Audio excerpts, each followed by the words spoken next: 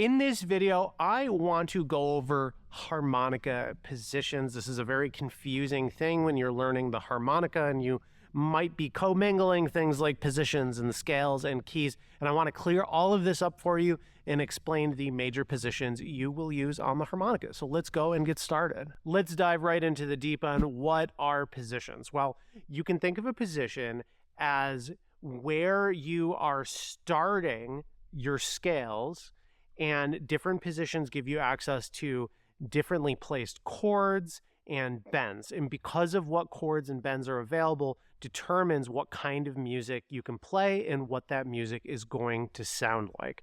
I know that's kind of confusing, so let me go and break it down. There are three main positions on harmonica that most people use, and then there's three extra ones that are very easy to learn once you know the first three, and then there's a whole bunch of other ones. There's 12 positions on a harmonica that you can technically play in, but it would be very awkward and you'd have to be really good at overblowing and overdrawing, which are advanced techniques to give you access to previously hidden notes. So if we think about it like this, first position, the way that I think about this, it's also called straight harp. It is the position your harmonica is designed to play in. Generally, you would play a major scale there, which sounds like this.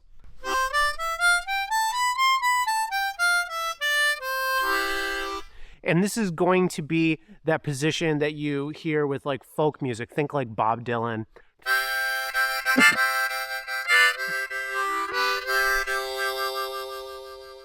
All right, so that's the general feeling and vibe of first position. Then we have second position, which is the position that people use for the blues. And the reason why it's used often for the blues is because in second position, which is based around the note G, you can think of this as the fifth note of the major scale based on the labeled key of your harmonica. I get that there's a lot that I just said, but think about it like this. If we have a C harmonica, you go up the C major scale, 5 notes. C, D, E, F, G, and the second position is going to be based around a G, and you can change that if you're playing on a different harmonica. Same thing, you go up the scale 5 notes.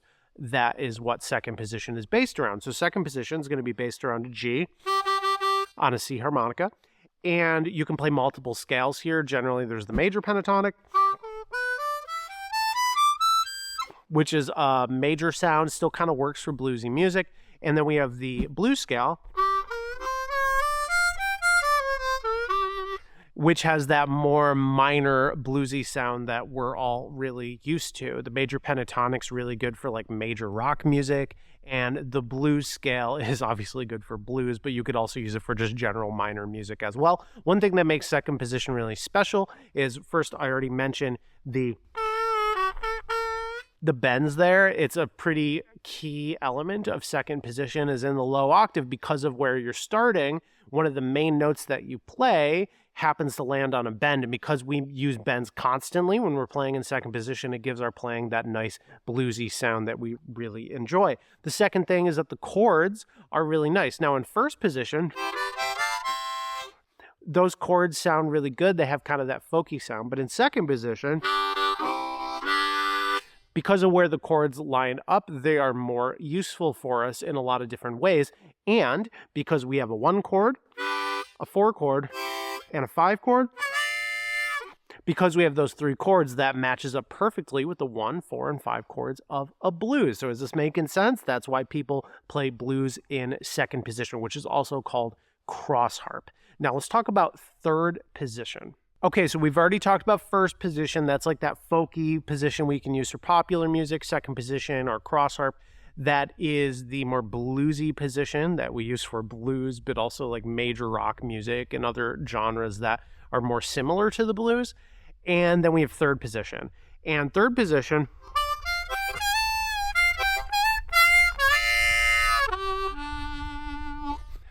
has a very different sound than first or second, right? In third position, we have generally minor scales, unless you're really, really good at overblows and overdraws, so I'm not going to talk about that. Third position is generally minor. It's based around the second note of the major scale in the key that you're in. So if we were on a C harmonica, we'd go up the scale 1 note, C to D, and it's minor. So it's D minor on a C harmonica. Okay, so just to review all these, because I know it's a lot. First position, that's going to be the labeled key of your harmonica. Second position is going to be the fifth note of the major scale, C, D, E, F, G. And third position is going to be the second note of your scale, C, D. Second position comes in both major and minor flavors. Third position is minor and first position is major. So third position, it's going to generally all be minor, just like the other positions. You can play multiple scales here.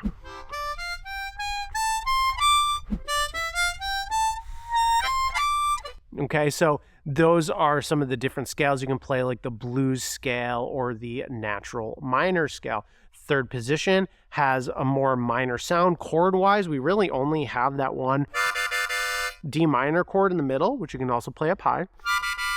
And technically, you can also do like 5 and 6 draw, which is an F major.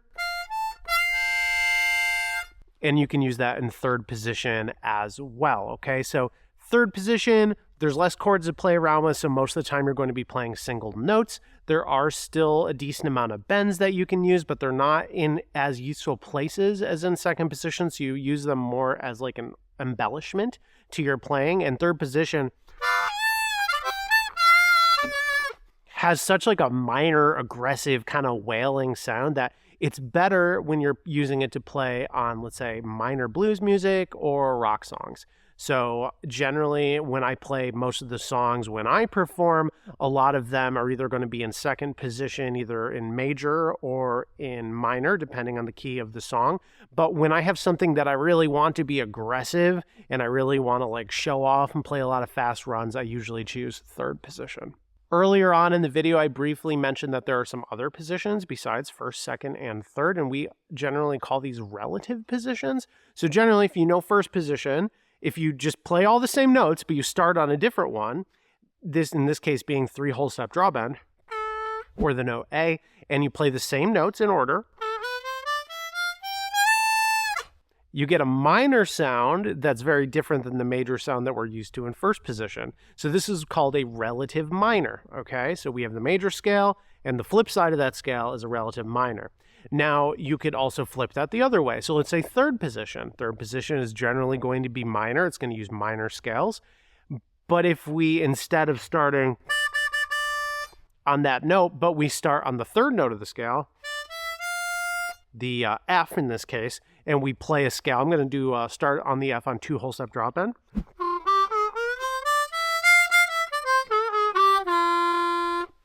We get a cool major scale right there. So we have a relative major.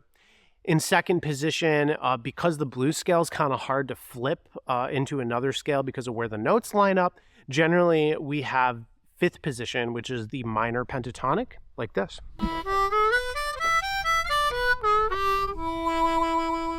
And this is like the flip side of the second position major pentatonic scale. All right, so I want to just tie all this together. Positions are based around where your starting note is. Different positions give you access to different chords. Different positions potentially have multiple scales in them. Different positions put the bends in different places, which means they're more or less useful. Second position being probably the most useful place where you can use bends. And because of what notes you have to play, the positions are going to sound distinctly different from one another. First, second, and third positions are the ones that generally everyone learns. And if you want to go a step deeper, you can learn fourth, fifth, and 12th. And if you want to get the notes for the scales that are in these positions, then you can check out my free scale cheat sheet. The link will be down below in the description. Now, to play some of these positions, you will need to be able to bend. So I suggest you watch this video up here if you don't want your bends to sound terrible. It's an exercise that has worked for so many of my students. I'll see you next time. Peace.